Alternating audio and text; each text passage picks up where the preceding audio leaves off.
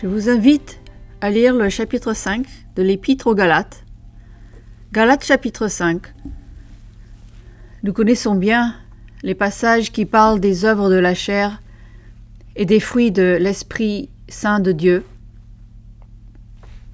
Si vous regardez le verset 22, vous verrez qu'il est question des fruits de l'Esprit, l'amour, la joie, la paix, la patience, la bonté, la bienveillance, la foi, la douceur, la maîtrise de soi. La loi n'est pas contre ces choses. Et je suis sûre que nous avons tous entendu des sermons sur chacun de ces fruits de l'esprit. Mais je suppose, et je peux me tromper, mais je suppose que celui dont on parle le moins en termes de sermons, c'est le fruit de la douceur. Le fruit de la douceur. Et pourtant, c'est un fruit très important du Saint-Esprit de Dieu. De toute évidence, Galates 5, 22 nous dit que cela fait partie des fruits de l'Esprit de Dieu. Si vous parlez de cela à quelqu'un du monde, si vous leur parlez de la douceur et de la nécessité de développer la douceur, leur réponse est souvent « Vous n'êtes pas sérieux. Vous n'êtes pas sérieux. Vous savez ce qui arrive aux personnes douces ? On leur marche dessus. On se moque d'eux. Et le plus souvent, on les ignore. Alors, merci, mais non merci. C'est souvent la réponse que vous obtiendriez de la part des individus dans la société. Tout le monde ne réagit pas de cette façon parce que j'ai rencontré des gens qui ont un esprit doux et avec qui il est très facile de s'entendre. Et en général, vous trouverez des gens qui sont aussi très pacifiques et n'ont pas les mêmes stress dans la vie venant d'autres personnes. La douceur fait donc bien partie du fruit de l'esprit. Peut-être que le problème que rencontrent certaines de ces personnes avec la douceur, c'est qu'elles ne comprennent pas vraiment ce que c'est. Elles ne comprennent pas ce que c'est. Charles Swindoll écrit « Dans notre individualisme brutal et rude, nous pensons que la douceur est une faiblesse. Être doux, c'est pratiquement être mou. Il dit que ce n'est pas le cas. La douceur comprend des qualités aussi enviables que la maîtrise de la force. La force sous contrôle, être calme et paisible lorsqu'on est entouré d'une atmosphère réchauffée, émettant un effet apaisant sur ceux qui sont en colère ou hors d'eux-mêmes, et possédant un tact et une courtoisie gracieuse qui permettent aux autres de conserver leur estime de soi et leur dignité. Au lieu de perdre, les doux gagnent. Au lieu de se faire arnaquer et de profiter de la situation, ils s'en sortent gagnants. C'est ce que j'ai personnellement constaté chez des personnes que j'ai connues au fil du temps. Avec un tel esprit, d'autres personnes sont prêtes à les aider. Il ne s'agit pas toujours d'être l'objet d'une moquerie ou d'être quelqu'un de mou. C'est quelqu'un qui est reconnaissant et qui est toujours prêt à aider. Et il est étonnant que lorsqu'ils ont un besoin, il y ait d'autres personnes autour d'eux qui ont fait l'expérience de leur douceur et qui donc sont prêtes à partager cet attribut et leurs besoins avec eux. La puissance sous contrôle, j'aime cette expression. Le mot grec pour douceur vient de deux mots. Je vais les franciser pour les épeler. C'est protes, P-R-A-U-T-E-S, et epikes, E-P-I-E-I-K-E-S. Protes signifie humilité, considération, douceur. Il désigne généralement des choses, des objets ou des personnes. Des mots doux, une médecine apaisante, des actions apaisantes, des sentiments apaisants. Ce mot peut désigner des animaux apprivoisés ou des personnes charitables et généreuses. Protes, c'est quelque chose que l'on attend de ses amis. Epikis est un mot utilisé pour exprimer une vision équilibrée, intelligente et une approche décente de la vie, un bon citoyen, une personne admirée et une personne de confiance. Tout cela est regroupé sous ce même mot grec. Platon l'appelait le ciment de la société. Le ciment de la société. Les Grecs définissaient donc la douceur comme la puissance sous contrôle. La puissance sous contrôle. Leur image était celle d'un cheval, un cheval qui avait été dompté. Un cheval est un animal très puissant, mais il avait été dompté. C'est un animal puissant dont la passion et la puissance étaient entièrement et complètement sous contrôle. Je viens donc de lire quelques définitions grecques sur la douceur. Je pense que pour comprendre un peu ce qu'est la douceur, il faut se faire une meilleure idée, une meilleure image de ce qu'est la douceur. Et je pense que l'exemple à suivre est celui de Jésus-Christ. Nous verrons à nouveau donc des images, des représentations du Christ, de la puissance sous contrôle. Et bien sûr, nous savons que Dieu veut que nous l'imitions, que nous reflétions son caractère. Examinons donc quelques situations dans lesquelles Jésus-Christ s'est trouvé et comment il a réagi par rapport à ce qu'auraient fait de nombreux membres de la société de l'époque. Premièrement, vous pouvez aller dans Jean 4, 4e chapitre de Jean. Nous trouvons Jésus rencontrant une femme au puits. Jésus rencontre une femme au puits. Il y a beaucoup de leçons à tirer de ce chapitre qui traite de cette femme. En fait, c'est un très long chapitre.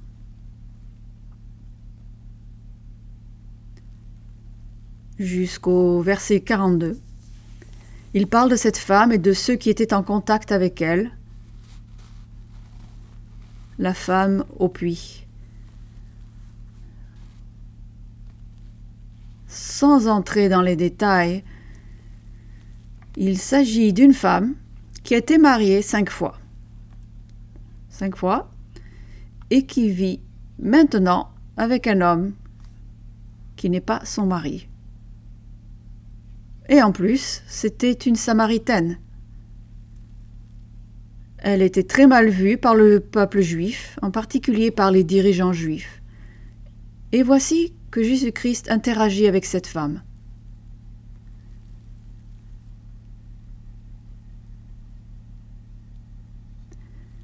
Comme je l'ai dit, ce n'est pas le genre de personne que ceux du temps du Christ voudraient fréquenter. Nous savons dans l'histoire que Jésus lui a demandé de boire de l'eau et en lisant ce passage, on s'aperçoit que sa réponse n'est pas très aimable. Quand elle lui répond, ça n'est pas très aimable.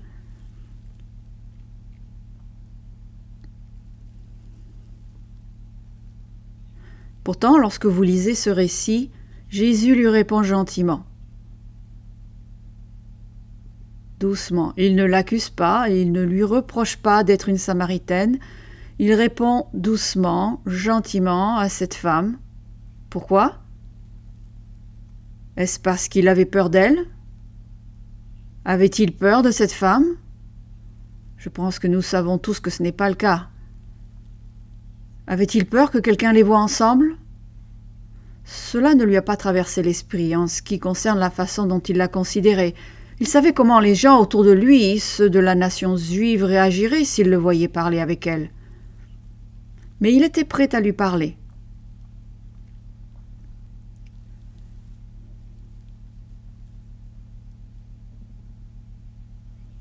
En lisant cette histoire, vous vous apercevez qu'elle veut aller en parler à d'autres personnes. Le juif normal dirait « Oh non, ne faites pas ça. Ne parlez à personne de notre conversation, parce que je ne devrais même pas être ici. » Maintenant, si vous lisez l'histoire, pourquoi est-ce que je dis ça ? C'est parce que lorsque ses disciples sont partis chercher de la nourriture, vous vous souvenez de l'histoire, quand ils sont revenus, qu'ont-ils vu ? Ils l'ont vu parler à cette Samaritaine. Leur réaction a été de se demander ce qu'ils pouvaient bien faire. Mais comme ils avaient peur de le confronter, ils n'ont rien dit.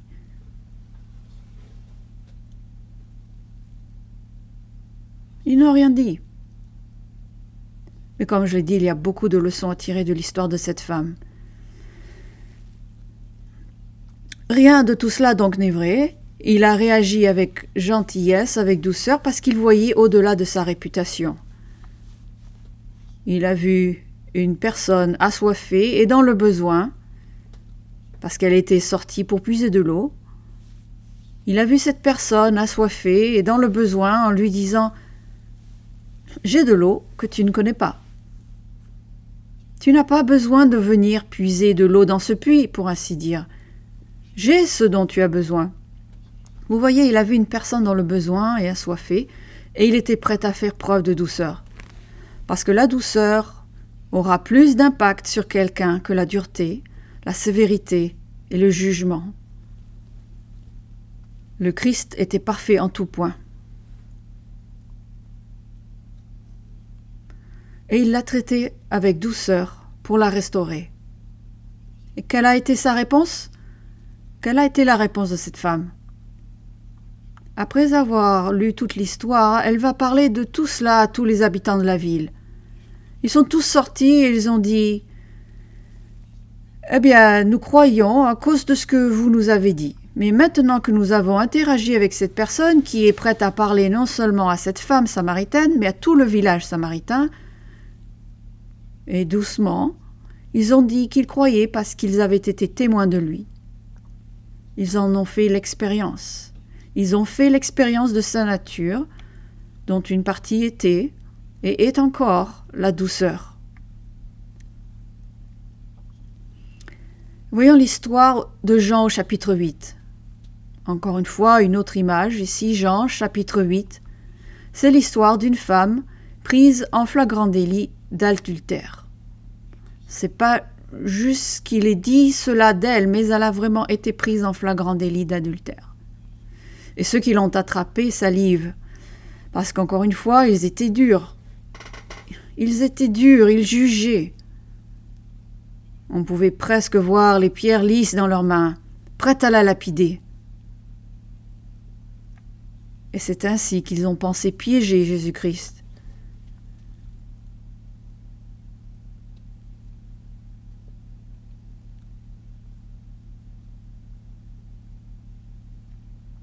Ils s'attendaient peut-être à ce qu'ils se joignent à eux, mais nous savons qu'il n'a pas ramassé de pierres et qu'il ne s'est pas joint à la foule. Au lieu de cela, il utilise son doigt et que fait-il? Il écrit par terre. Il écrit par terre. Je n'ai aucune idée de ce qu'il a dit, de ce qu'il a écrit. Je suis très curieux et peut-être qu'un jour nous pourrons lui demander ce qu'il a écrit par terre. Mais il a écrit par terre et qu'est-ce qu'il a dit? Que lorsqu'il s'est levé, il n'y avait personne d'autre à part lui et cette femme prise en adultère.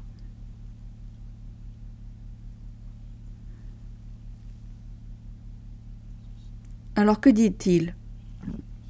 Tu aurais dû être lapidé, mais je suis venu à ton secours. Non, il n'a pas dit cela, n'est-ce pas? Il a fait preuve de douceur, de bonté, de miséricorde. Il n'approuvait pas ce que faisait cette femme, mais il l'a vu qu'en la traitant d'un point de vue différent, il pouvait potentiellement, avec douceur, la restaurer.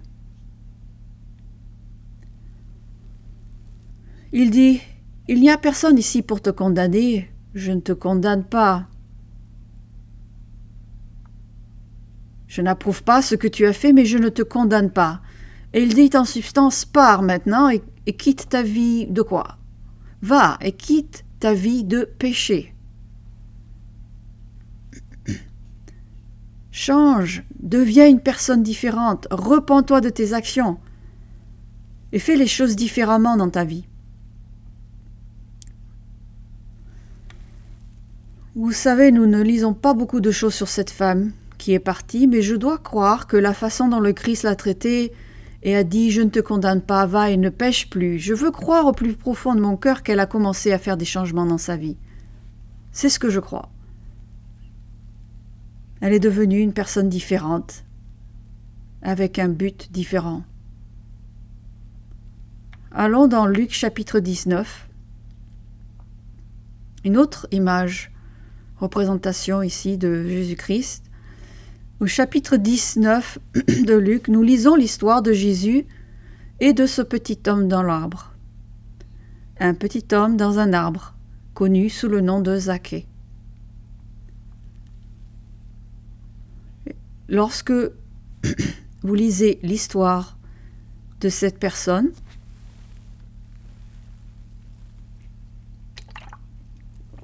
dans Luc 19, à partir du verset 1, on nous dit que Jésus étant entré dans Jéricho, traversait la ville. Et voici un homme riche, appelé Zaché, chef des publicains. Il était très très riche. Très très riche. Et parce qu'il était publicain, c'est-à-dire un collecteur d'impôts, il était très riche et il était détesté. C'était un collecteur d'impôts détesté parce qu'il s'était enrichi en prenant l'argent des autres.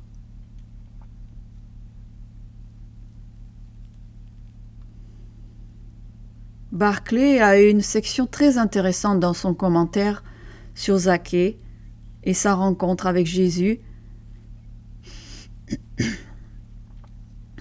Il parle du fait qu'il était un voleur parmi les voleurs. Il était le chef des publicains. Il avait des collecteurs d'impôts qui travaillaient sous ses ordres. Et non seulement il obtenait son argent, il exigeait plus que ce qui était demandé normalement, mais il recevait aussi une part de tous ceux qui travaillaient sous ses ordres. Voilà qui était cette personne. À nouveau, un collecteur d'impôts très détesté parce qu'il prenait l'argent du peuple. Il était absolument méprisé de tout le monde. Comment Jésus réagit-il en voyant Zaché? Est-ce qu'il pointe du doigt et dit « Voilà cet homme riche et horrible qui vous vole depuis tout ce temps !»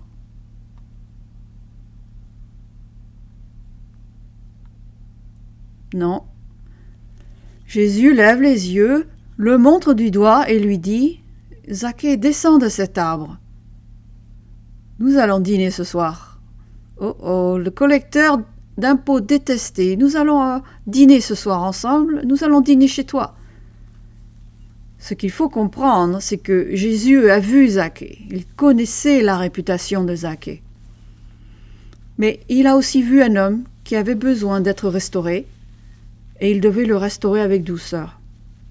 J'espère que vous avez compris quelque chose sur le fait de traiter avec des personnes qui vous posent des problèmes et que le fait de les traiter avec douceur peut avoir un plus grand impact que de les maudire, de les juger, de les condamner, de les haïr pour ce qu'elles font. Nous l'avons vu, je le sais, en 50 ans de ministère, j'ai vu des personnes qui se sont placées dans une position d'autorité qu'elles n'avaient pas. Quand il s'agissait d'apprendre quelque chose qui se passait dans la congrégation, ils sont allés confronter l'homme ou la femme et lui ont dit qu'ils n'étaient pas d'accord. Et ils lui disent qu'il ne devrait même pas être dans l'église. Il leur dit ça, face à face. Une dame est venue me voir en pleurant parce qu'on lui avait dit cela. Je vous garantis que cette personne n'avait pas un effet positif sur cette femme. Mais répondre avec douceur, en fait, il est dit que si vous voyez un frère dans le péché, comment allez-vous vers lui si vous savez qu'il a un problème? Avec humilité, gentillesse, allez vers votre frère dans l'amour. Jésus a donc vu au-delà de sa réputation et de son caractère, un homme qui avait besoin d'être restauré avec douceur. Maintenant, je n'ai pas l'intention de lire ces versets, mais je vais me contenter de raconter l'histoire. Au verset 7 de Luc 19, il est dit que tous les gens ont vu cela et ont commencé à murmurer. Il était l'invité d'un pécheur, comme dans l'histoire d'avant, où il disait « lapidons-la, lapidons-la ». Mais Zaché s'est levé et a dit au Seigneur, remarquez son attitude, un homme qui, selon Barclay, était un voleur connu. Il arnaquait énormément les gens. Il collectait de l'argent auprès de ceux qui travaillaient sous ses ordres. Zaché, qui connaissait manifestement un peu Jésus-Christ, qui a peut-être suivi sa vie parce qu'il voulait le voir, et comme il ne pouvait pas le voir, alors qu'est-ce qu'il fait? Il monte dans un arbre. Mais Zaché s'est levé et a dit au Seigneur, « Voici, Seigneur, ici et maintenant, si je donnerai la moitié de mes biens aux pauvres. » Ce n'est pas ce qu'il faisait avant. Je donnerai la moitié de mes biens aux pauvres, et si je trompe quelqu'un, je lui rendrai 4 fois la somme.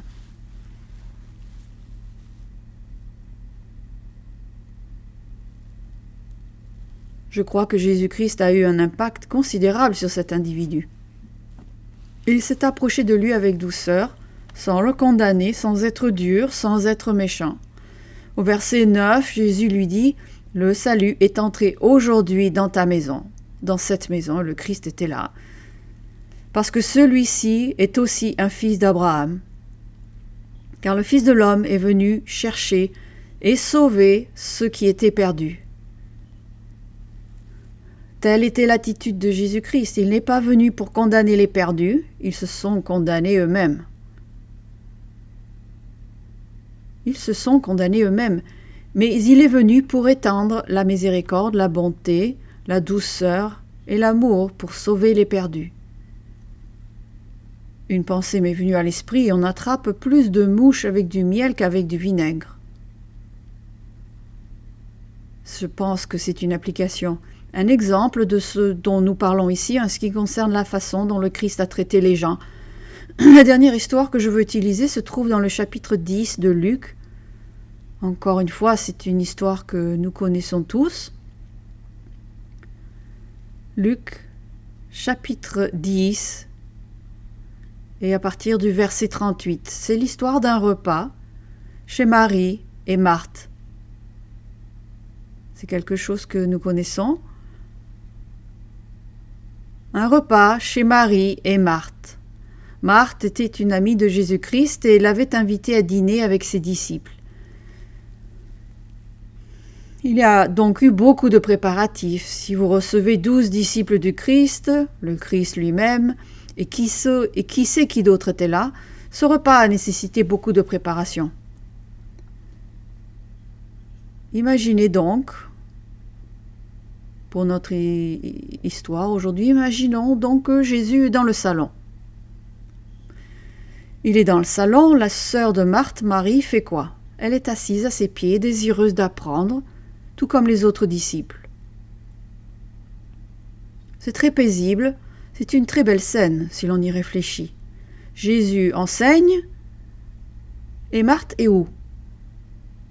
Elle est dans la cuisine. Elle est dans la cuisine. Et ensuite, vous lisez l'histoire, vous voyez, et ensuite elle est sortie. Comme c'est écrit dans ce passage. Que pensez-vous qu'il se passe dans la cuisine avec Marthe? Pensez-vous qu'elle a des pensées qui lui traversent l'esprit? Par exemple, oh, ma sœur est pas là, elle est là-bas, elle ne vient pas m'aider. Oui, j'ai l'impression, vous savez, qu'elle était en train peut-être de faire du bruit avec les poêles et les casseroles pour attirer l'attention de tout le monde sur le fait qu'elle était un peu mise à l'écart. Peut-être aussi qu'elle faisait de gros soupirs. Oh. Tout cela dans l'espoir que Jésus-Christ vienne lui dire « Marthe, quelque chose ne va pas, puis-je t'aider ?» Ou peut-être que sa sœur Marie l'entendrait et déciderait de se lever et de venir l'aider. Cela ne s'est pas produit, alors elle se lève et elle entre.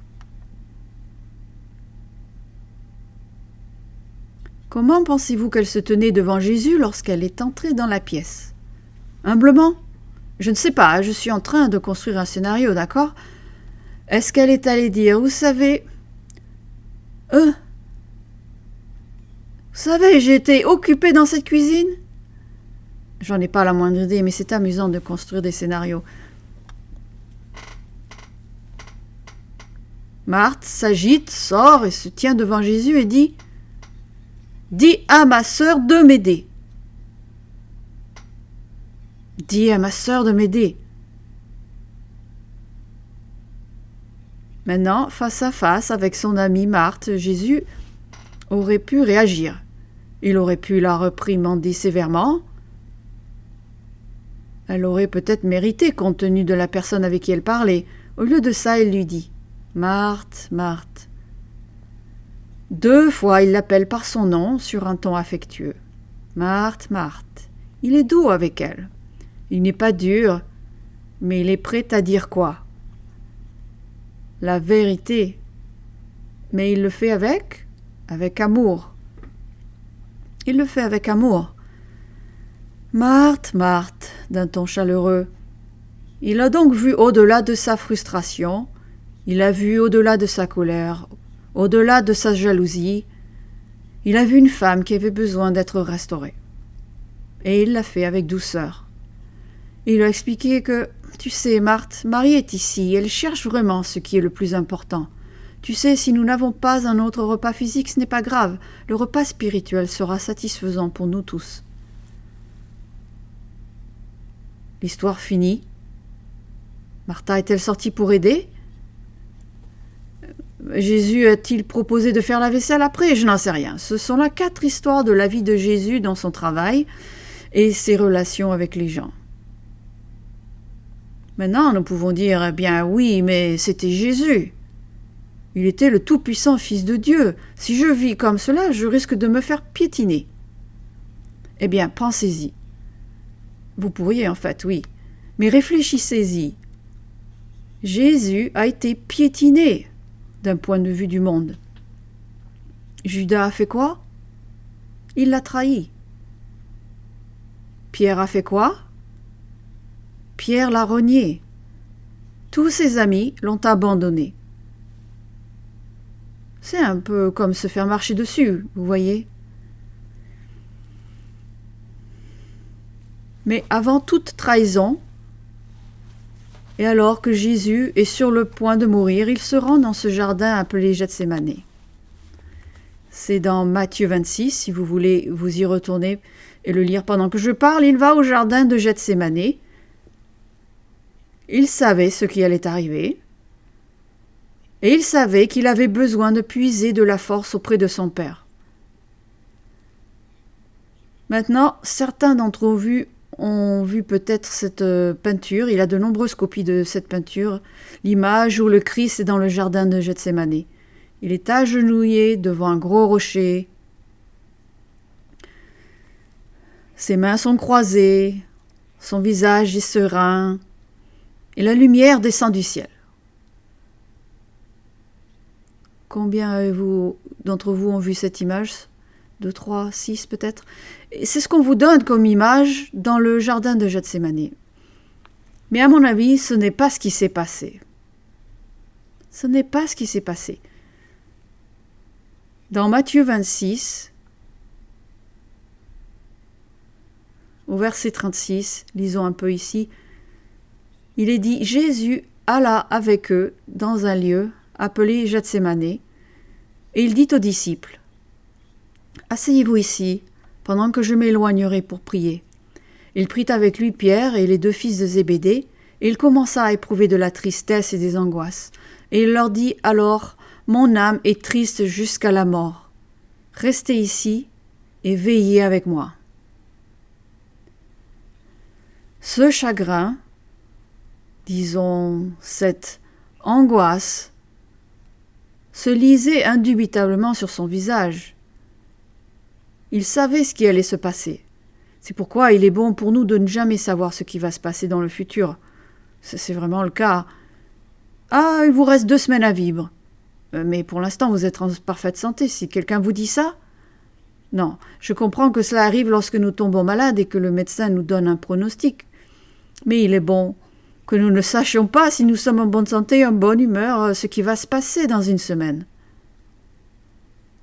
Au jour le jour. C'est mon avis. Certains d'entre vous peuvent avoir une opinion différente, mais c'est la mienne. Au verset 39, il est dit « Puis, ayant fait quelques pas en avant, il se jeta sur sa face et pria. » Ça ne dit pas qu'il s'est agenouillé à côté d'un rocher ou qu'il a mis ses mains comme ça, vous savez, là-haut, et qu'il avait une apparence sereine, la lumière brillant sur lui. Non, nous savons qu'il a reçu de l'aide. Que dit-il ? « Mon Père, s'il est possible que cette coupe s'éloigne de moi. Toutefois, non pas ce que je veux, mais ce que tu veux. » Cette déclaration dit « Je sais qu'il y a quelque chose d'horrible sur mon chemin. » Il y a un autre passage, j'ai oublié où, mais il est dit qu'il s'est rendu 3 fois devant le Père pour prier. 3 fois. Et la 3e fois, lorsqu'il se lève, il fait cette déclaration « C'est assez. C'est assez. » Il va avec ses disciples et il leur dit « Descendons ici, il va se passer quelque chose d'important. » Mais ce que je veux dire, c'est que je me suis toujours demandé et j'ai spéculé, après que le Christ se soit dressé au Père à 3 reprises pour demander que cela passe, lorsqu'il se lève, il dit « C'est assez. » Lorsque j'enseignais l'harmonie des évangiles, je faisais toujours une pause lorsque nous arrivions à cette section et je demandais aux étudiants « Que pensez-vous que Jésus voulait dire par « c'est assez » ?» On obtenait de bonnes réponses, des réponses tout à fait convenables. Je pense toujours à la façon dont Paul a demandé à Dieu quoi ? 3 fois ? Qu'il lui enlève cette épreuve, ce problème. Et Dieu finit par lui dire au bout de 3 fois que cela suffit. Paul se lève et fait face à la situation. Il est allé devant le Père 3 fois, il a parlé avec lui, il savait évidemment qu'il avait l'abondance du Saint-Esprit de Dieu, et lorsqu'il s'est levé, il a dit « Cela suffit. Je sais que j'ai la force de faire face à cela. J'ai demandé à Dieu s'il était possible de m'enlever cela, mais maintenant c'est assez, et je sais que je dois passer par là. » Est-ce que c'est peut-être ce qu'il voulait dire par « c'est assez » ? Je n'en sais rien. C'est ce que je pense de cette déclaration.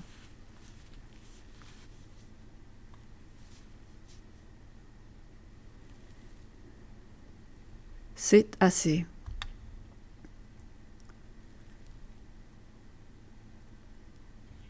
Jésus-Christ a donc ressenti l'agonie dans son cœur. Et à mon avis, il a également ressenti la libération de cette agonie lorsqu'il a abandonné sa volonté au Père, ce qu'il a toujours fait.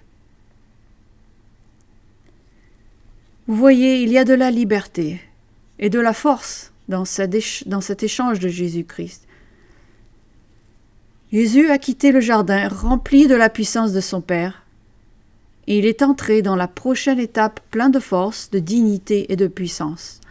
La puissance et la force sous contrôle. La puissance et la force sous contrôle, parce qu'il savait qui contrôlait tout cela. Au verset 53 du même chapitre, il y a une autre déclaration que je trouve très intéressante. Encore une fois, Jésus savait qui contrôlait la situation, et il fait les déclarations les plus puissantes ici au verset 53. Vous savez, c'est après qu'il soit venu au Christ et que Pierre ait tendu la main et frappé le serviteur à l'oreille et que Christ l'ait guéri. Et au verset 52, Jésus lui dit « Remets ton épée à sa place, car tous ceux qui prendront l'épée périront par l'épée. » Et verset 53, « Penses-tu que je ne puisse pas invoquer mon Père, qui me donnerait à l'instant plus de 12 légions d'anges ?» Réfléchissez à cette déclaration. Le Christ ne mentait pas. S'il le faut. Le Christ a dit « Je peux parler à mon Père, et il m'enverra plus de 12 légions d'anges. » Ce qui aurait été plus que suffisant pour faire face à la situation.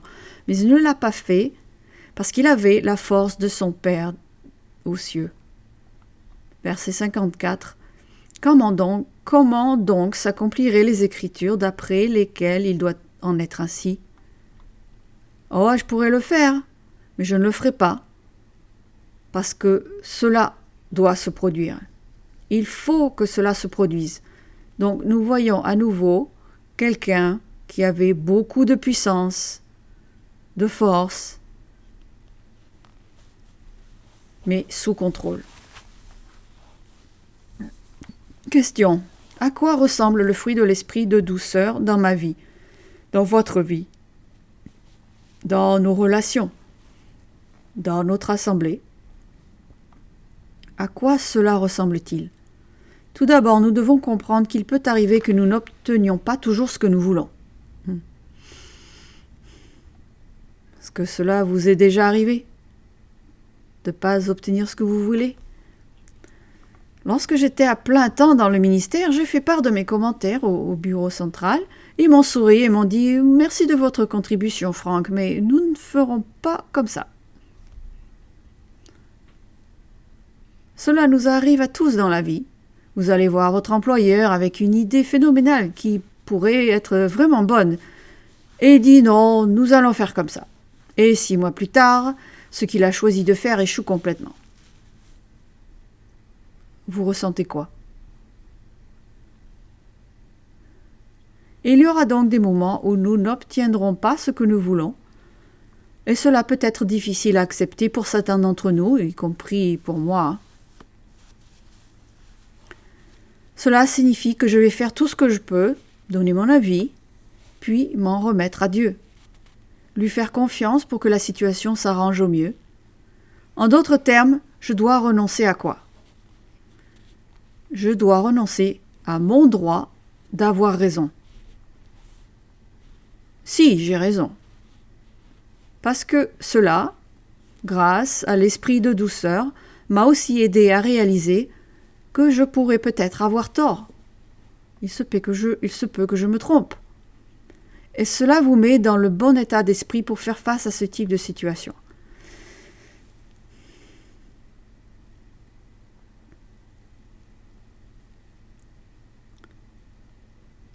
Permettez-moi de vous donner l'exemple d'un homme de Dayton, dans l'Ohio. J'ai mentionné l'endroit.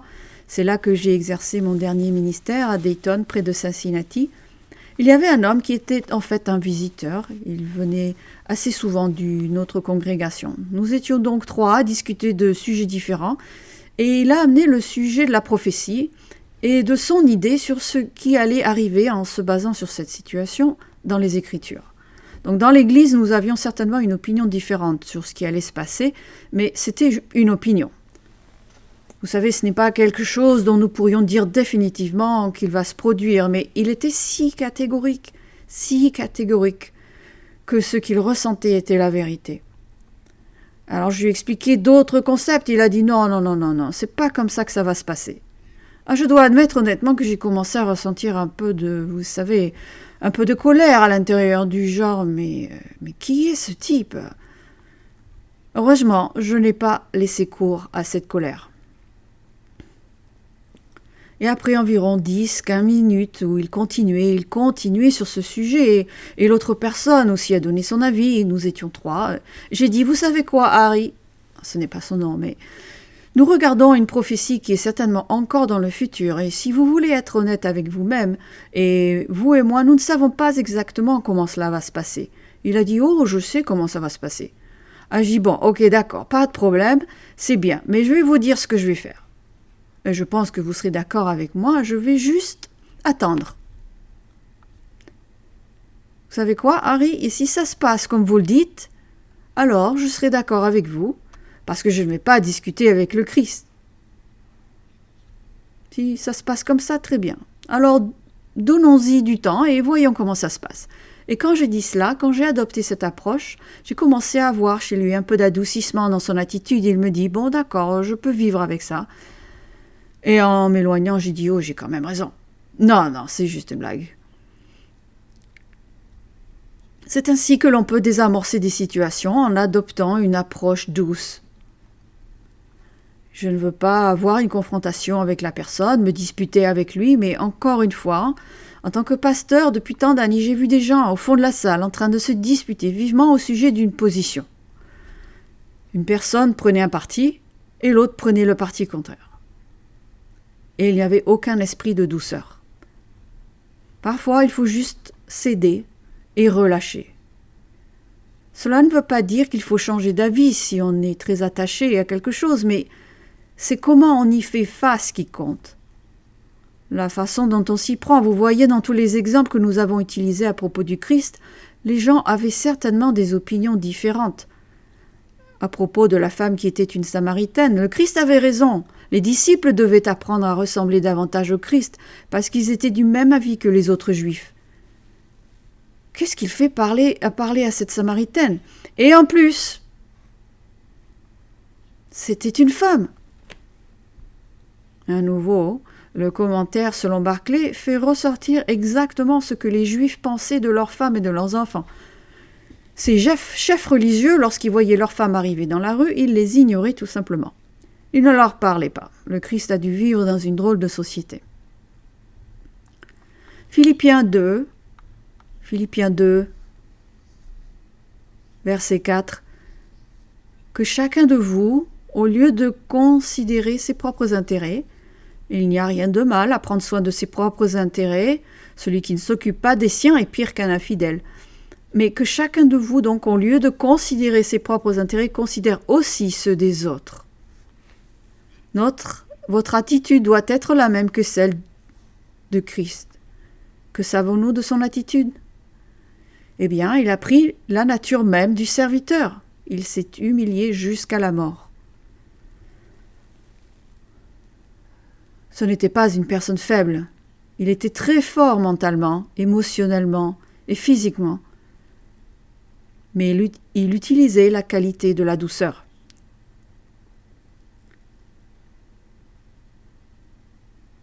Maintenant, pensez à chacun d'entre nous vivant cette nature ici dans notre propre assemblée. Chacun d'entre nous, ici, pensez-y, vit pour servir les uns les autres, pour s'aimer les uns les autres, pour faire passer les intérêts de l'autre avant les siens. C'est peut-être une attitude qui nous pousse à nous garer un peu plus loin. Bien que cela ne vous pose pas de problème, vous vous garez ici, loin du bâtiment, pour que d'autres puissent se garer un peu plus près. Au lieu d'essayer d'arriver assez tôt pour avoir la meilleure place, vous renoncez délibérément à la meilleure place parce que vous voulez être le serviteur de quelqu'un d'autre. Vous avez un esprit doux. C'est peut-être une attitude qui vous incite à servir dans l'assemblée. Nous sommes toujours à la recherche de personnes pour nous aider à servir. Cela nous incite à le faire de toutes les manières possibles et imaginables. Vous pouvez peut-être donner régulièrement de la nourriture à une banque alimentaire aussi. Vous pouvez probablement trouver de meilleures idées que celles que j'ai mentionnées ici. Ce genre d'attitude se manifeste par un esprit ouvert à l'enseignement qui consiste à penser de temps en temps « Ah oui, peut-être qu'il a raison », au lieu de penser que j'ai toujours raison. Ce type d'esprit et d'attitude, nous pouvons l'avoir et cela fait partie de notre ADN lorsque nous restons près du cep, lorsque nous restons proches de Jésus-Christ. Vous voyez, soit qu'il lave les pieds, oui, il a fait cela, soit en servant le déjeuner.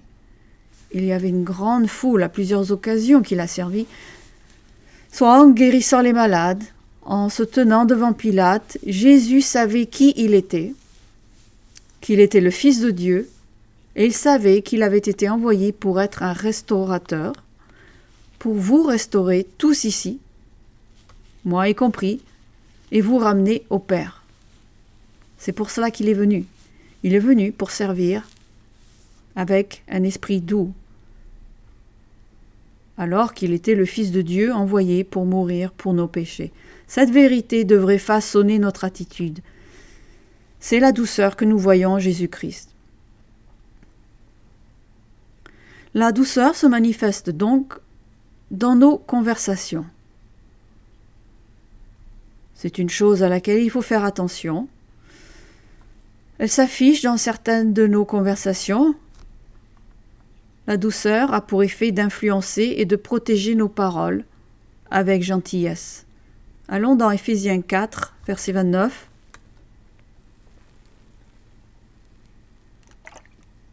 Dans notre quête pour refléter le caractère de Dieu, nous devons d'abord nous pencher sur notre façon de parler. Qu'est-ce que la parole d'une personne douce ? Parce que vous devez comprendre que vos paroles, mes paroles, nos mots peuvent façonner des vies.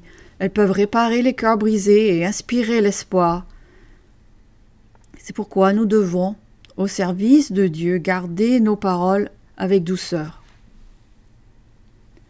Car elles ont le potentiel d'élever ou de détruire les autres. L'apôtre Paul écrit dans Éphésiens 4, verset 29, « Qu'il ne sorte de votre bouche aucune parole mauvaise, mais s'il y a lieu, quelques bonnes paroles qui servent à l'édification et communiquent une grâce à ceux qui l'entendent. »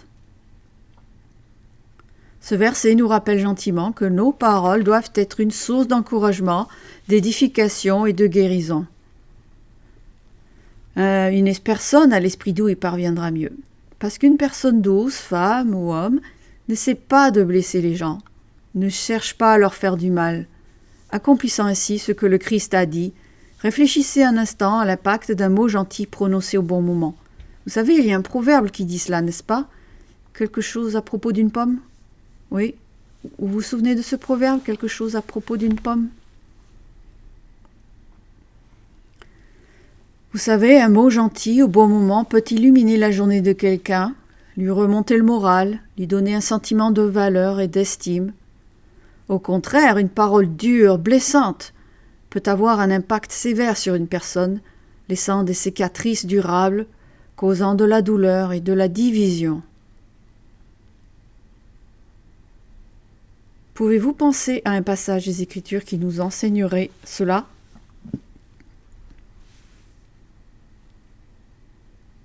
Un mot,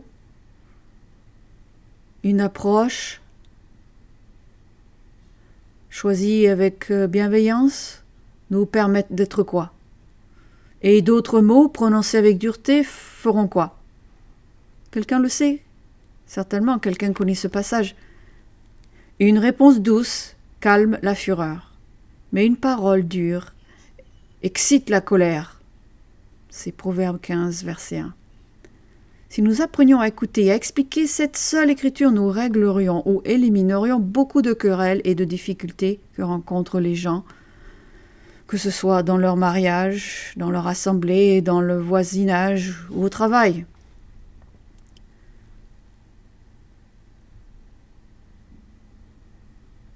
Nous pouvons donc illuminer la journée de quelqu'un ou causer de la douleur et de la division.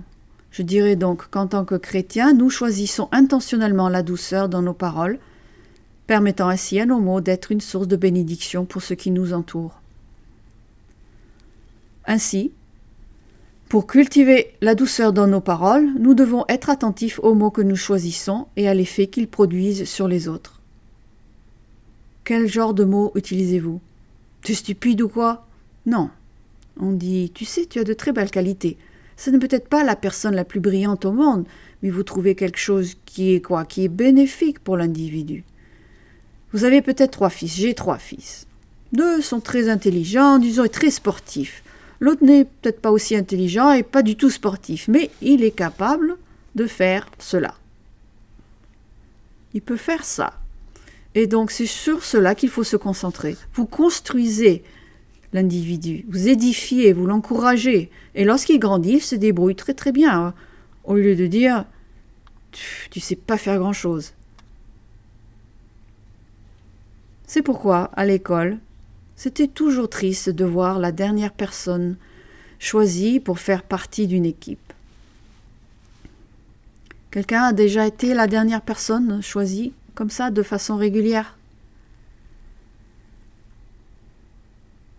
J'avais un ami très proche, Charlie, un type très gentil, mais vous savez, il ne pouvait pas dribbler une balle et mâcher un chewing-gum en même temps. Ce n'était tout simplement pas dans son ADN, mais il était obligé de le faire parce qu'il devait suivre le cours de gym. Alors l'entraîneur demandait à quelques gars de choisir des équipes. Ces 2 équipes-là se retrouvaient dans une partie du gymnase pour jouer au basket sur un demi-terrain et les 2 autres équipes se retrouvaient de l'autre côté et jouaient sur l'autre moitié. Et il était toujours le dernier à être choisi. Il détestait aller au cours de gym parce que c'était humiliant. C'était humiliant. Alors, laissez-moi vous raconter une histoire vraie qui est très encourageante. On avait ce gars dans l'école qui était le meilleur joueur de basket de l'école. On était tous dans la même classe de gym. Donc, quand ils ont choisi leur équipe, il a dit « Ah, je choisis Charlie ». Alors, Charlie s'est presque évanoui. « Oui, je vais prendre Charlie ». Et alors, Charlie est allé dans cette équipe et c'était incroyable de voir à quel point il jouait bien. Enfin, il jouait bien pour Charlie, quoi.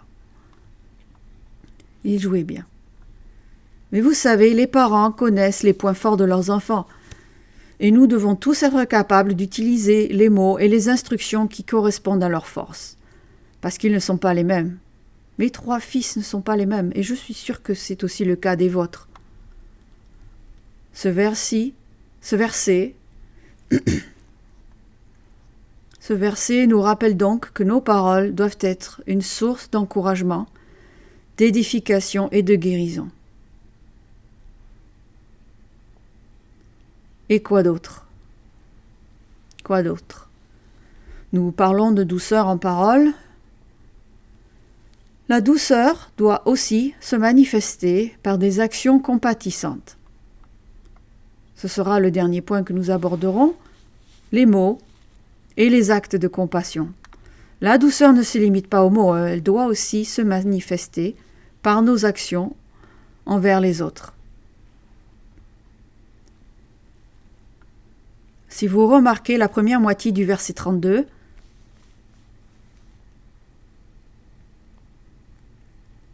c'est Éphésiens 4, encore une fois, le verset 32, la première partie de ce verset, « Soyez bons les uns envers les autres, compatissants. » Soyez bons les uns envers les autres, compatissants. Cela nous demande d'aller au-delà d'un simple sentiment. Cela exige que nous nous engagions activement dans des actes de bonté et de compassion envers ceux qui nous entourent. C'est pourquoi les actes de bonté et de compassion, c'est quand quelqu'un entre dans l'église, peut-être un visiteur, un invité, et que cette personne n'est pas ignorée. Voilà, quand nous voyons quelqu'un qui arrive, un nouveau, probablement un peu nerveux, peut-être un peu plus distant. Si nous voulons être gentils et compatissants les uns envers les autres, nous prenons le temps d'aller doucement vers cette personne et de lui faire sentir qu'elle est la bienvenue. C'est la douceur en action. Elle va donc au-delà du simple sentiment.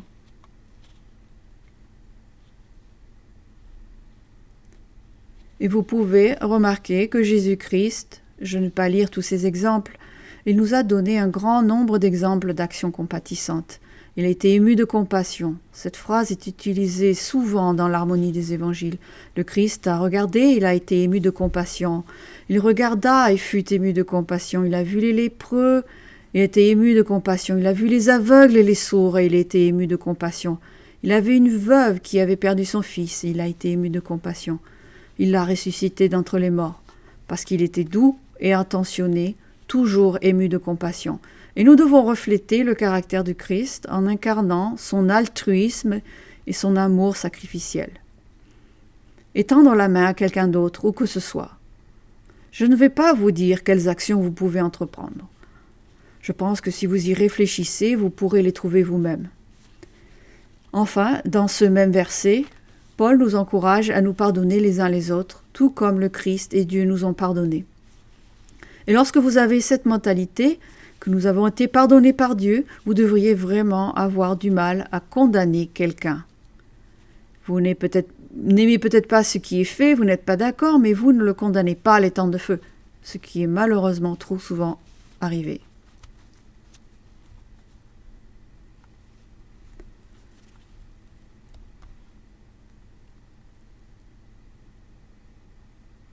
J'ai quelques questions à vous poser. 4 pour être exact, alors que nous commençons à conclure. Si vous n'êtes pas sûr de grandir dans la douceur, dans la gentillesse, posez-vous ces questions. Vous êtes prêts? Premièrement, est-ce que je me mets facilement en colère? Vous voyez, je pourrais très facilement me justifier en disant que je suis irlandais. Les Irlandais ont la réputation d'être des colériques. Encore une fois, pour revenir à Dayton, lorsque j'ai besoin de parler gentiment avec quelqu'un pour qu'il ne soit pas si offensant pour tant de gens, il m'a dit « Eh bien, c'est tout simplement qui je suis. Je dis les choses telles qu'elles sont. » Ouais, vous pourriez essayer de dire les choses moins telles qu'elles sont, à mon avis, et vous auriez plus d'amis. Enfin bon, je lui ai pas dit ça, bien sûr. Donc, est-ce que vous vous mettez facilement en colère? Deuxièmement, est-ce que je garde des rancunes? Et y a-t-il quelque chose que vous n'avez pas laissé tomber, auquel vous vous raccrochez encore et qui date d'il y a 10, 20, 30, 40, 50 ans? Troisièmement, est-ce que je parle durement aux autres?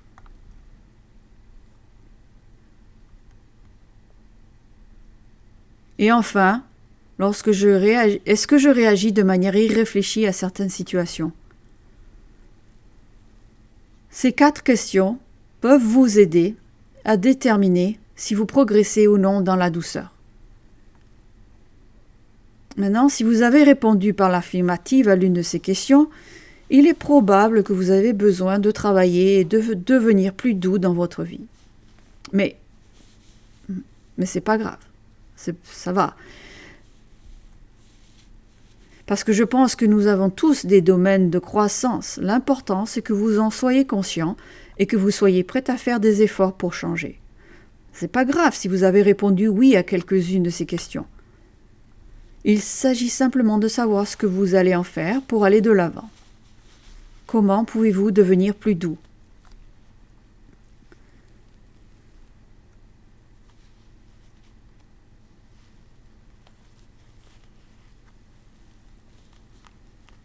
Terminons dans Philippiens, chapitre 4, verset 5.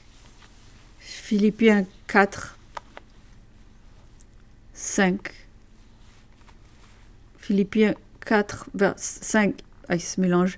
Ma langue est très épaisse aujourd'hui, elle ne veut pas marcher comme il faut. En fait, j'étais là-bas à l'arrière et Doc Ward est entré. Il faut que je prenne quelque chose de chaud, vous savez, c'est ma langue, ça va pas. Elle est enroulée autour de mes dents et je ne peux pas voir ce que je dis. Il est retourné dans la cuisine et il m'a dit « Frank, blablabla, fais bouger ta langue, fais bouger ta langue. » Enfin, Philippiens 4, verset 5 nous dit que votre douceur soit connue de tous les hommes. Le Seigneur est proche. Pourquoi Dieu veut-il que ceux avec qui il travaille se préoccupent de la douceur avec laquelle ils agissent, parlent ou pensent? Réfléchissez à cette affirmation. Dieu a tout pouvoir dans l'univers. Nous ne serions pas en désaccord avec cela, n'est-ce pas? Pourtant, il est doux avec nous, il veut que nous apprenions à lui ressembler. Ainsi, lorsqu'il nous donne le pouvoir, nous avons la promesse d'obtenir ce pouvoir. Vous vous êtes promis d'être un enfant de Dieu vivant, un être spirituel. Vous aurez l'autorité et la responsabilité dans le futur.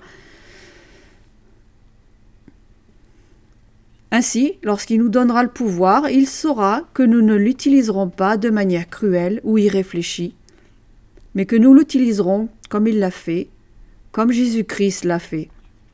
Ainsi, frères et sœurs, la douceur est l'un des fruits du Saint-Esprit de Dieu, et c'est ce qui, je pense, pourrait certainement aider nos relations, si nous avons des difficultés dans nos relations, qu'il s'agisse de la maison, de l'église, du travail, du voisinage. Avoir un esprit doux peut vraiment avoir un impact sur notre vie.